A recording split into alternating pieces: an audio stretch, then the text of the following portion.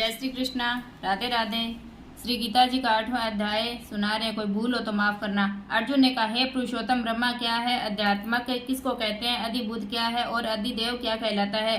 हे मधुसूदन, अधियज्ञ क्या है? और इस ध्येय में अधिदेव कौन सा है?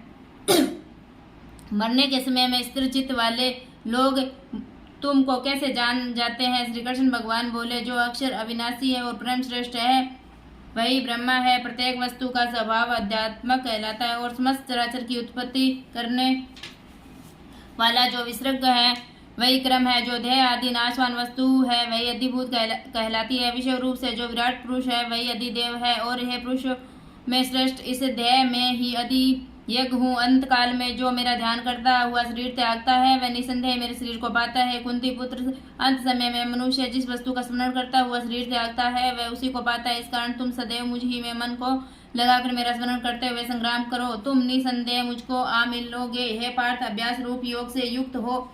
दूसरी ओर न जाने वाले मन से सदा चिंतन करता हुआ पुरुष ब्रह्म और दिव्य पद को ही प्राप्त होता है। अतः जो अंत समय में मन को एकाग्र भक्ति पूर्वक योगाभ्यास के बल से दोनों भवों के मध्य में भाग में प्राण को चढ़ाकर स्वर्ग अनादि संपूर्ण जगत के नियंता, सूक्ष्म से विसूक्ष्म मंत्र, सबके पोषक, अचिंत्य स्वरूप, सूर्य के समान प्रकाश वाले, तमोगुण से रहित परम पुरुष का ध्यान करता है वह उसको मिलता है। वेद के जानने वाले जिसको अक्षर कहते हैं, वितराग होकर सन्यासी जिसमें प्रवेश करते हैं तथा जिसको चाहने वाले ब्रह्मचर्य का आचरण करते हैं, उस परम पद को तुमसे संक्षेप में कहता हूँ। जो इस सब इंद्रियों द्वारों को रोककर मन को हृदय में धारण कर प्राण को मस्तक में ले जाकर समाधि योग से स्थित ओम इस अक्षर का उच्चारण करता हुआ जो देह को त्यागता है उसे मोक्ष रूप उत्तम गति प्राप्त होती है। हे पार्थ, जो मुझ में ही मन लगाकर नित्य प्रति मेरा स्मरण करते हैं उन सदैव स्मरण करने वाले योगियों को मैं बहुत सुलभ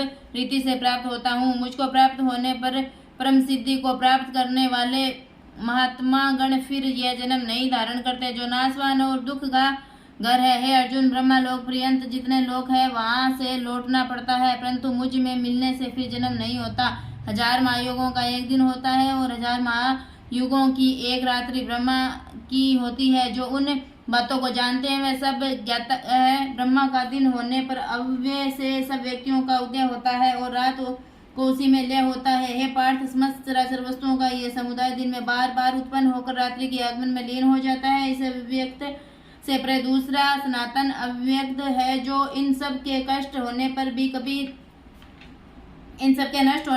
कभी नष्ट नहीं होता। उस अव्यक्त को ही अक्षर कहते हैं। वह परम गति जिसको प्राप्त करके फिर संसार में नहीं जन्मते वे मेरा परम धाम है। पार्थ, जिसके अंतर्गत सब प्राणी और जिसने उस मस्त जगत का विस्तार कर रखा है वह श्रेष्ठ पुरुष अन्य भक्ति से ही मिलता है। भारत श्रेष्ठ, जिस काल में योगी जन देह छोड़कर फिर नहीं लौटते हैं और जिस काल में अग्नि प्रकाश और दिन शुक्ल पक्ष ऐसे उत्तरायण के 6 महीने में मुक्ति को प्राप्त होते हैं।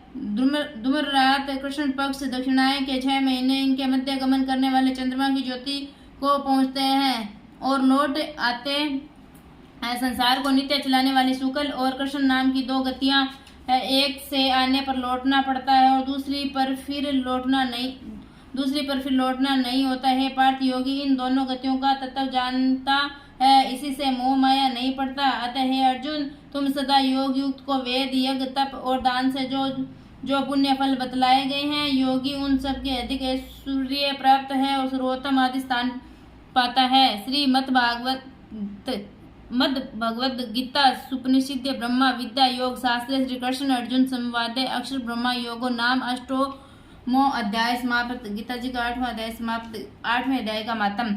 8वें अध्याय का मातम। श्री नारायण जी बोले, हे लक्ष्मी, दक्षिण देश में नर्मदा नदी के तट पर एक नगर है। उसमें सुशर्मा नामक एक बड़ा धनवान विप्र रहता है। एक दिन उसने एक संत महात्मा से पूछा, हे ऋषि जी, मेरे संतान नहीं है।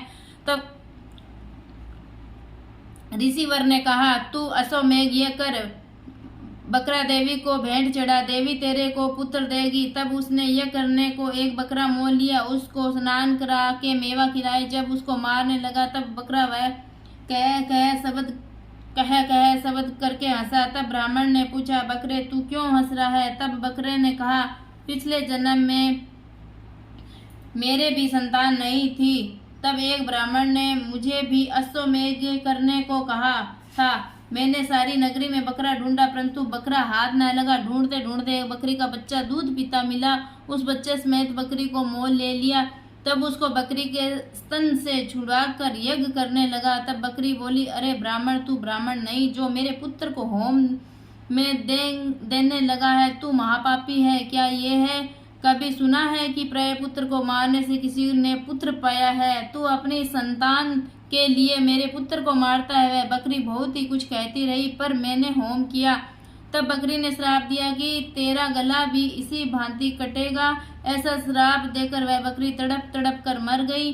कुछ समय बाद मेरा भी काल आया। मेरे कर्मों के कारण मुझे भी नरक की आग में तपाया गया। फिर नरक भोगकर अनेकों योनियों से जन्म लेकर महान दुख भोगता रहा। अब बकरे का जन्म पाया है। तब मुझे एक बाजीगर ने मोल ले लिया। अब सुख पाऊंगा, किंतु तू छुरी लेकर मारने लगा। तब ब्राह्मण ने कहा, हे बकरे, तुझे भी जान प्यारी है। अब मैं भी अपने नेत्रों से देखी हुई कहता हूँ।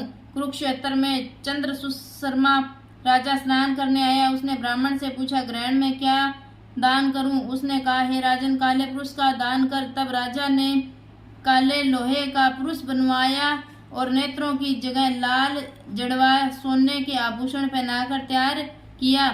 तब वह काला पुरुष कह कह शब्द करके हंसा। राजा डर गया कि कोई बड़ा अवगुण है जो लोहे का पुरुष हंसा। तब लोहे के उस काले पुरुष ने ब्राह्मण को कहा, हे ब्राह्मण, तू मुझे लोग।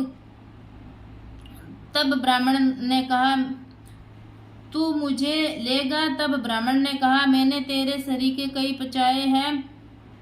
तब काले पुरुष ने कहा, तू मुझे वह कारण बता जिस कारण से तूने अनेक दान पचाए हैं। तब विपर ने कहा, जो गुण मेरे में है सो मैं ही जानता हूँ। तब वह काला पुरुष कह शब्द कर फट गया। उसमें से एक कालिका की मूर्ति निकल आई।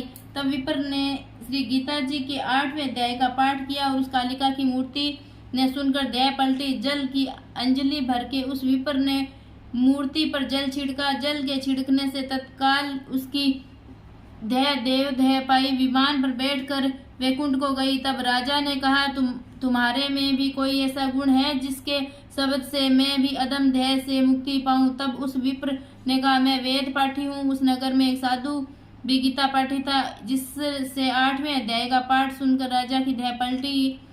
तब राजा दिव्य देह पाकर वैकुंठ को गया और कहता गया कि हे ब्राह्मण, तू भी गीता का पाठ कर, तुम्हारा भी उद्धार होगा। तब वह ब्राह्मण श्री गीता जी का पाठ करने लगा। श्री गीता जी के 8वें अध्याय का मातम समाप्त। जय श्री कृष्णा। राधे राधे।